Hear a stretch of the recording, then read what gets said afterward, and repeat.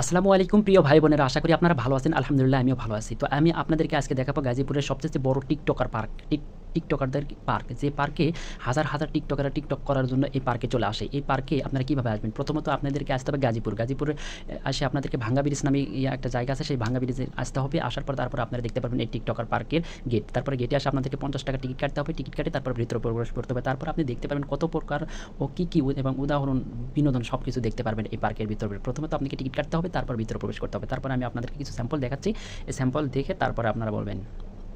ভেতরে ঢুকে আমি দেখতে পারলাম একজন বলতেছে, বিধি তুমি বলে দাও আমি কার, দুটি মানুষ একটি মনের দাবিদার। ওরে বাবা, দুইটা মানুষ যদি একজনের দাবি ধরে তাহলে তো সমস্যা। আচ্ছা ঠিক আছে, থাক ভাই, তুই ভালো করে টিকটক কর, তো ভবিষ্যতে আমি পাঠাবো, সমস্যা নাই। তারপরে চলেন, তারপরে দেখি আর কি আছে। আরেকজনকে দেখতে পারলাম এখানেই বলতেছে, যদি ভালোবাসিস আমারে তুই ময়নারে তোরে কিনা দেবো খাঁটি সোনার গয়নারে। ভাই তুই গয়না একটু করে পাবো, গয়নার যে দাম বেড়ে গেছে, তুই গয়নাটা কিনে পাবো না, তুই গয়না কিনে দিতে পারবো, তুই চুপ করে থাক। এখন আমি তারপরে দেখি সামনে কি আছে। এখানে দেখি ও মাগো, সামনে আসে দেখি আর একটা কী অবস্থা।